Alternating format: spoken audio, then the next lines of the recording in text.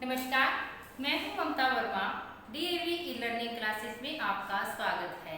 हम अध्ययन कर रहे हैं बीए प्रथम वर्ष के लिए सूफी काव्यधारा का।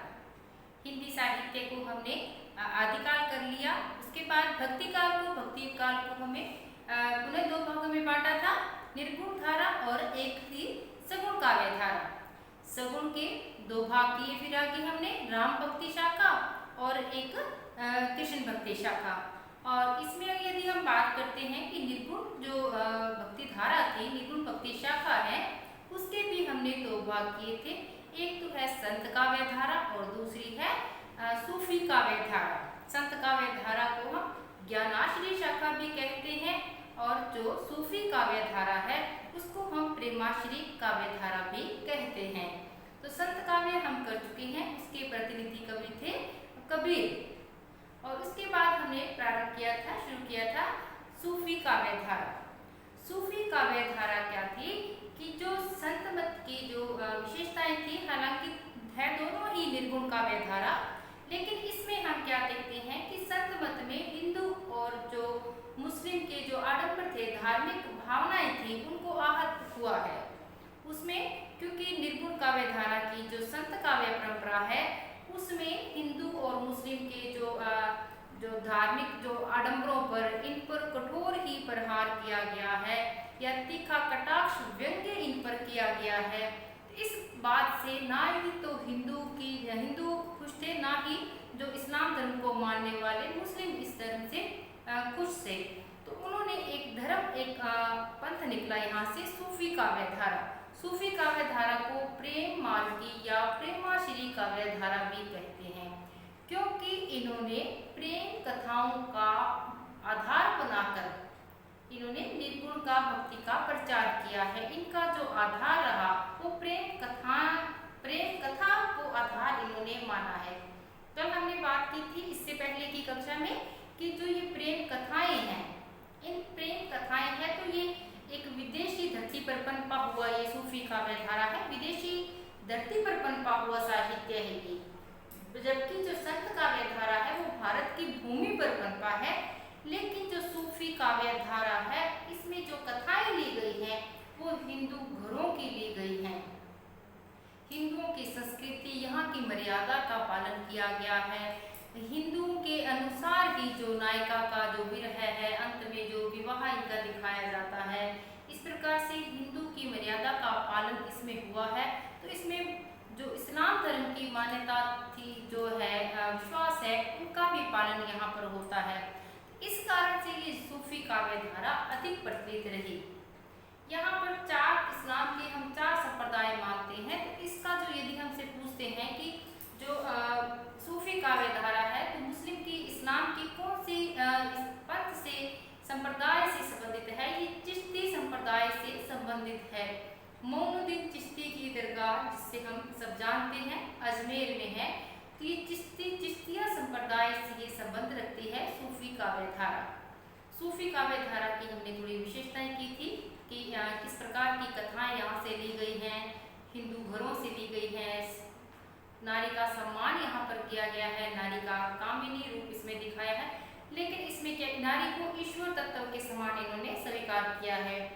इसके बाद आई थी कि इसका इसका काव्य रूप कैसा है, सूफी काव्य धारा का रूप कैसा है। तो अधिकतर जो सूफी काव्य धारा में जो रूप मिलता है हमें, सूफी काव्य धारा का जो काव्य का जो रूप है वो प्रबंध काव्य है। सूफी काव्य धारा का जो रूप है वो है प्रबंध काव्य। इसको शंभुनाथ सिंह ने महाकाव्य स्वीकार किया था, इसकी चर्चा भी हमने कल की थी। शंभुनाथ ने इसको महाकाव्य स्वीकार किए हैं, लेकिन हम देखते हैं कि जो महाकाव्य की हमने यदि विशेषता को पढ़ा है तो उसमें क्या है कि महाकाव्य के लिए एक तो पहली शर्त ये होती है कि उसमें जो नायक होता है वो महान होता है, उदार चरित्र वाला नायक होता है, उसका जो उद्देश्य होता है वो महान होता है। जैसे हम रामचरितमानस को ही ले लें, यदि रामचरितमानस की कथा हम पढ़ते हैं, ये एक महाकाव्य है, तो इसमें जो भगवान राम का जो चित्र हमारे सामने जो प्रस्तुत किया गया है वो एक आदर्श मर्यादा पुरुषोत्तम एक पुरुष के रूप में चित्रित हुए हैं वो, और उनका उद्देश्य कि असत्य पर सत्य की विजय होती हुई दिखाई गई है कि जितना भी कुछ असत्य है तो वो उसका अस्तित्व नहीं होता। इसलिए हमें प्रेरणा देता है रामचरितमानस जो महाकाव्य है। तो इस कारण से अगर यदि इसमें सूफी काव्य के संदर्भ में यदि हम इस बात को परखते हैं महाकाव्य के रूप में, यदि हम सूफी काव्य धारा को इसके संगत रखते हैं, तो बात यहाँ आती है कि जो पद्मावत रतन सेन है, जो पद्मावत के जो नायक है रतन सेन का कोई महान चरित्र या उदार चरित्र वाला नायक इसमें नहीं दिखाया गया है, और ना ही जो इनका लक्ष्य है, ना ही इनका कोई लक्ष्य, कोई महान लक्ष्य हमें दिखाई देता है, दर्शन नहीं होता। इस कारण से इसको महाकाव्य की कोटि में नहीं रख सकते हैं। इसके बाद बात आती है जो आचार्य शुक्ल जी हैं। आचार्य शुक्ल जी ने इनके काव्य को क्या नाम दिया है? आचार्य शुक्ल जी ने जो सूफी काव्य धारा के जो प्रेमाख्यान लिखे गए हैं उनको मसनवी काव्य का नाम दिया है। मसनवी काव्य ये नाम नया नहीं है, बल्कि ये पहले भी लिखे जाते रहे हैं। तो इसमें क्या विशेषता थी मसनवी काव्य की कि इसमें एक तो पहली बात आती है कि इसमें शाही वक्त की या जो तत्कालीन जो राजा है या मंगलाचरण जिसको कह ले कि मंगलाचरण का अभिप्राय होता है कि किसी भी नाटक या बड़ी रचना को लिखने से पहले, किसी नाटक या बड़ी रचना को लिखने से पहले ईश्वर की स्तुति की जाती है। ईश्वर की स्तुति का एक मंगलाचरण उसमें प्रथम पद के रूप में होता है, या उस समय या शाही वक्त की प्रशंसा जिसको कहते हैं वो दी गई होती है कि उसमें जो तत्कालीन जो उस समय का जो राजा है उसकी स्तुति दी गई होती है मसनवी काव्य में। इसमें जो प्रेम दिखाया जाता है मसनवी काव्य में, वो प्रेम बचपन का दिखाया जाता है। और फिर तो अगली बात की हम बात करें कि इसकी विशेषता क्या है कि ये दुखांत होते हैं, मसनवी काव्य दुखांत होते हैं।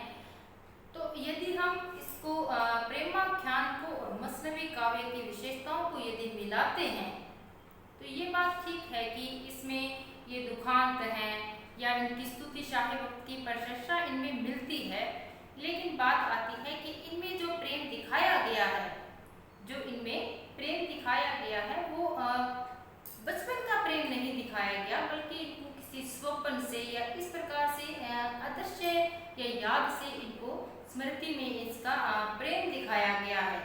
और इसमें मानवेतर जो प्राणी हैं उनको भी लिया गया है सूफी काव्य धारा में। इस कारण से ये मसनवी काव्य तो नहीं ठहरती। यहाँ तक हम इसकी चर्चा कर चुके हैं। उसके मसनवी की जो एक पहचान थी, जो 4 आपको स्टेप लिखाए थे उनको ध्यान से देखना कि मसनवी काव्य के रूप में क्या विशेषता थी इसकी सूफी काव्य धारा की, या हम कह लें प्रेमाख्यान की। फिर अगली बात आती है कि एक मत और दिया है, तीसरा जो हम कथा रूप, इसका काव्य का रूप क्या है। काव्य रूप में यदि हम देखते हैं तो 2 तो हम इसके विचार दे चुके थे, लेकिन इसके आगे हम अगला विचार जो दे रहे हैं वो है गणपति चंद्रगुप्त का। किसका है? गणपति चंद्रगुप्त का। इन्होंने प्रेमाख्यान को क्या नाम दिया है, और हालांकि इनका ही नाम जो आज तक मान्य हुआ है। गणपति चंद्र ने जो धारणा दी थी सूफी काव्य धारा के संदर्भ में, वही धारणा मान्य हुई है। गणपति चंद्रगुप्त ने सूफी काव्य धारा या प्रेमाख्यान को कथा काव्य के रूप में स्वीकार किया है। गणपति चंद्रगुप्त ने इनको कथा काव्य के रूप में स्वीकार किया है। अब हम देखते हैं कि कथा काव्य की क्या विशेषताएं हैं जिनके संगत इसको हम रख सकते हैं। ये है शंभुनाथ ने कहा इनको महाकाव्य, आचार्य शुक्ल जी ने कहा इनको मसनवी काव्य, और गणपति चंद्रगुप्त ने कहा है इनको कथा काव्य।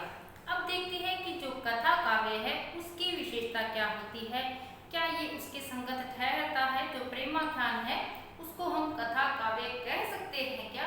तो इसमें हम देखते हैं कि जो कथा काव्य है इसमें ये प्रेम कथाएं ही होती हैं। जो कथा काव्य है वो प्रेम कथाएं होती हैं, और इनमें इसका जो लक्षण है, इनके कथा काव्यों के जो लक्षण है वो भामह, दंडी आदि ने भी दिए हैं, जो हमारे आचार्य लक्षण बताए हैं। ये हमारे एक नई रीति नहीं थी कथा काव्य की, ये हमारे प्राचीन काल से शास्त्रों में लिखी हुई आ रही है।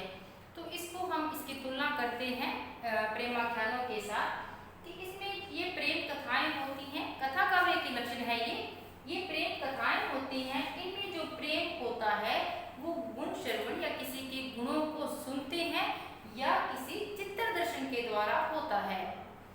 जो प्रेम कथाएं होती हैं और इन प्रेम कथाओं में प्रेम कैसे होता है कि या तो किसी चित्र के दर्शन के द्वारा या किसी गुण श्रवण के द्वारा होता है। इसमें परिवार के लोग ही बाधक बनते हैं। इसमें बाधक तत्व कौन है? परिवार के लोग ही इसमें बाधक बनते हैं। और जिसमें नायिका होती है, जितनी भी नायिकाओं के नाम होते हैं कथा काव्य में, उनके अंत में वती प्रत्यय लगता है। वती प्रत्यय लगता है। प्रत्यय मतलब उसके नाम के पीछे, जैसे पद्मावती, ठीक है। तो उसमें नायक को अंत में नायिका मिल जाती है और ये सुखांत होते हैं। इसमें जो कथा काव्य की विशेषता है कि इसमें नायक को नायिका मिल जाती है और ये प्राय सभी सुखांत होते हैं।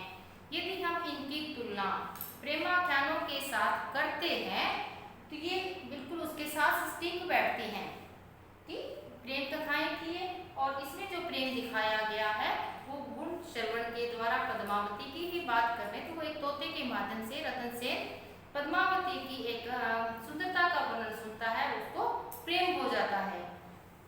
इसमें परिवार के लोग ही बाधक बनते हैं। नायिका वती प्रत्यय वाली होती है और नायक को नायिका मिल जाती है और ये सुखांत होते हैं।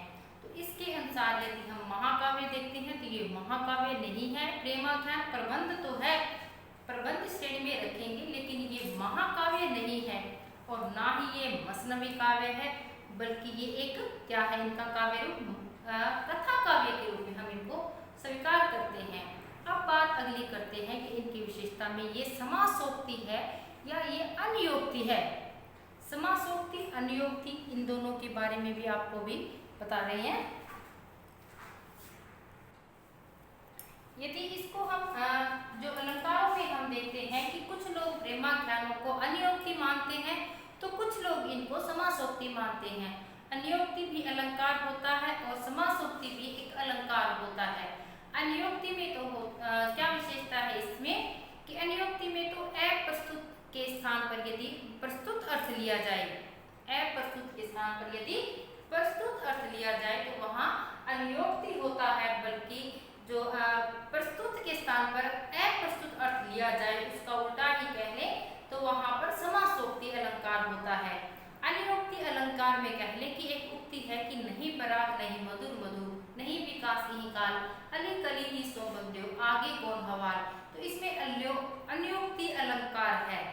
लेकिन इसमें हम यदि पद्मावत को ही लेते हैं तो उसमें अंतिम जो इसका जो कुछ छंद मिलते हैं उसके अनुसार इसको अन्योक्ति कह सकते हैं, लेकिन जो समस्त काव्य है उसको अन्योक्ति के माध्यम से नहीं रख सकते, बल्कि इसको समासोक्ति ही कहना उचित होगा।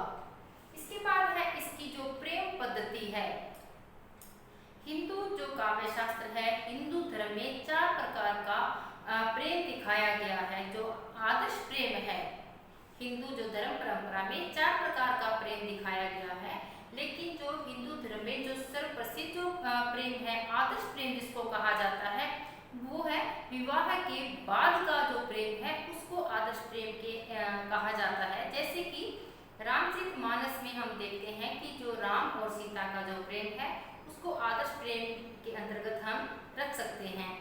तो इसमें क्या है कि इसका जो प्रेम पद्धति है वो ठीक है कि शादी के बाद का प्रेम। इसमें क्या दिखाया गया है कि रतन सेन है वो एक गुण श्रवण के द्वारा वो पद्मावती को खोजने निकल जाते हैं। इसमें क्या, इसके बाद क्या होता है कि जो उनकी रतन सेन की जो पत्नी थी जो नागमती, उसका विरह वर्णन यहाँ पर बहुत ही सुंदर दिखाया गया है। आचार्य शुक्ल ने जो आदर्श प्रेम माना है वो विवाह के बाद का प्रेम है, उसी को आदर्श प्रेम माना है। रामचरितमानस का एक उन्होंने उदाहरण भी दिया है। लेकिन इसमें जो नागमती का जो विरह दिखाया गया है, रतन सेन की पत्नी है नागमती, और रतन सेन किसी गुणश्रवण के द्वारा किसी नायिका से अन्य से प्रेम हो जाता है, पद्मावती से, और रतन सेन उसको खोजने के लिए निकल पड़ते हैं। इसके बाद जो उनकी पत्नी थी, जो रतन सेन की जो पत्नी है नागमती, उनका विरह बहुत ही अद्वितीय विरह वर्णन उनका दिखाया गया है। जो विरह की वास्तविक जो दशा है इनके विरह में ही दिखाया है। आचार्य शुक्ल जी ने नागमती के विरह को अद्वितीय कहा है। नागमती का विरह के रूप में वो कहते हैं कि नागमती की दशा तो उस भट्टी के चने के समान है, लेकिन वो निकलना तो चाहता है, लेकिन वो उसी दुख के अंदर ही रहना चाहता है। वो चाहते हुए भी उस दुख से बाहर नहीं निकल सकता। इस प्रकार के इसमें प्रेम पत्ती का बहुत ही सुंदर आधार प्रस्तुत किया गया है। बहुत ही सुंदर जो विरह वर्णन इसमें दिखाई देता है, जो वास्तविक दशाएं हैं। इसमें नागमती अपने रानीपन को भूल जाती है। उसमें बिहारी की नायिका के समान नहीं दिखाया गया कि एक पीठ आगे जाती है, 3-4 हाथ पीछे जाती है नायिका, इतनी जाड़ों में जल रही है कि उसकी सखियां उसके जाड़ों की रातों में उसके पास नहीं आ रही। इस प्रकार का एक उच्छिष्ट वर्णन इसमें नहीं दिखाया गया विरह का, बल्कि एक वास्तविक जो विरह दिखाया गया है वो नागमती के माध्यम से दिखाया है। इसमें नागमती को जो रानीपन को भूलकर एक बहुत ही एक दयनीय दशा के रूप में वो आ जाती है, क्योंकि विवाह के बाद उसका विरह किसी अन्य नायिका के लिए उसके पति जब चले जाते हैं। तो ये है इन प्रेमाख्यानों की प्रेम पद्धति। इसके बाद है रहस्यवाद। रहस्यवाद दो प्रकार का हमने माना था कि एक तो है भावात्मक रहस्यवाद, दूसरा है साधनात्मक रहस्यवाद। भावनात्मक रहस्यवाद की यदि हम बात करते हैं तो उसमें क्या है, रहस्यवाद का अभिप्राय क्या होता है। पहली बात तो यह आती है कि रहस्यवाद के लिए हम देखते हैं कि जो आध्यात्मिक प्रणय की जो व्यक्ति अनुभूति करता है, कवि आध्यात्मिक प्रणय की अनुभूति करता है, उसको रहस्यवाद कहते हैं। अर्थात जो अदृश्य है उसके लिए ही वो प्रणय की अनुभूति, उसके लिए ही वो विरह व्यक्त करता है, तो उसको हम रहस्यवाद कहते हैं। तो दो प्रकार का रहस्यवाद अब तक चला आ रहा था। एक तो है भावनात्मक रहस्यवाद और दूसरा था साधनात्मक रहस्यवाद। नाम देख लिया इनका। पहला है भावनात्मक रहस्यवाद, भावनात्मक रहस्यवाद, और दूसरा है साधनात्मक रहस्यवाद। साधनात्मक रहस्यवाद। लेकिन ये दो प्रकार का रहस्यवाद तो इनमें मिलता ही है, इसको आपको समझाएंगे। लेकिन जो प्रेमाख्यान है उनमें 3 प्रकार का रहस्यवाद दिखाई देता है। इसमें प्रेमाख्यानों में 3 प्रकार का रहस्यवाद दिखाई देता है। एक तो है भावनात्मक या भावात्मक, दूसरा है साधनात्मक, और तीसरा इन्होंने दिखाया रहस्यवाद है वो है प्रकृति में रहस्यवाद। कौन सा है? प्रकृति में रहस्यवाद। प्रकृति में रहस्यवाद। क्योंकि भावनात्मक रहस्यवाद में क्या है कि इसमें जो इंसान है या व्यक्ति है या कवि है, इसमें अपना संबंध दिखाता है। भले ही वो पति पत्नी का संबंध दिखाए, पिता पुत्र का संबंध दिखाए, या प्रियतम प्रियतमा का संबंध दिखाए, तो वो होता है भावनात्मक रहस्यवाद। यदि हम बात करें कि साधनात्मक रहस्यवाद की, तो इसमें जो हमें कबीर के काव्य में मिलता है, इंगला पिंगला सुषुम्ना नाड़ी से संबंधित हमारे ज्ञान की एक नाड़ी खुल जाती है, उस प्रकार से कि हमारे अंदर एक उल्टा कमल है, उस ज्ञान जो स्रावित हो रहा है, तो वो होता है साधनात्मक रहस्यवाद, जो हमें सिद्धोनाथों के साहित्य में मिलता है। उसके बाद हमें कबीर के साहित्य में भी मिलता है। कबीर के साहित्य में भी हमने इसकी बात की थी कि साधनात्मक और भावात्मक रहस्यवाद की। लेकिन इसमें क्या है, जो प्रेमाख्यान है उसमें प्रकृति में भी रहस्यवाद दिखाया गया है। इसमें प्रकृति में भी रहस्यवाद दिखाया गया है। इनमें सूफी कवियों ने प्रकृति को उसी प्रकार से नहीं देखा है जैसे आज तक जो कवि थे, या रीतिकालीन कवि थे या छायावादी कवि थे, जैसे उन्होंने देखा, इन्होंने प्रकृति को इस प्रकार से नहीं देखा है।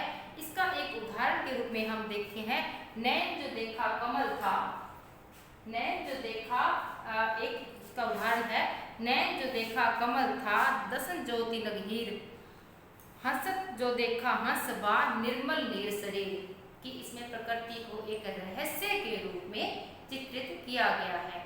इसके बाद हम इसकी अगली विशेषता देखते हैं कि समासोक्ति है, प्रेम पद्धति है, रहस्यवाद है।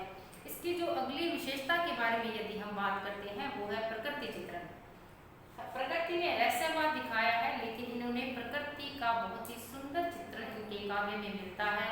इन्होंने पक्षियों का भी चित्रण किया है, क्योंकि आज तक जो मानवीय गुणों की जो व्याख्या होती आई थी, लेकिन इनमें मानवेतर की भी इसमें चित्रण मिलता है सूफी काव्य धारा में। तो आगे हम देखते हैं कि इसमें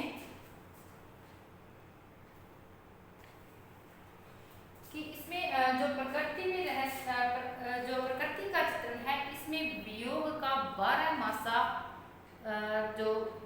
मासा वियोग दर्शन इसमें होता है, कि इसमें प्रकृति को भी इसमें शामिल करते हैं वो, और प्रकृति का ही इतना ही वर्णन मिलता है। इसके बाद बात आती है इसकी रस योजना की। तो इसमें रस योजना के संदर्भ में हम देखते हैं कि इसमें विभिन्न रसों का समावेश हुआ है, लेकिन इसमें अलौकिक श्रृंगार रस की अनुभूति होती है। रस योजना क्या है, इसमें अलौकिक श्रृंगार रस इसमें मिलता है।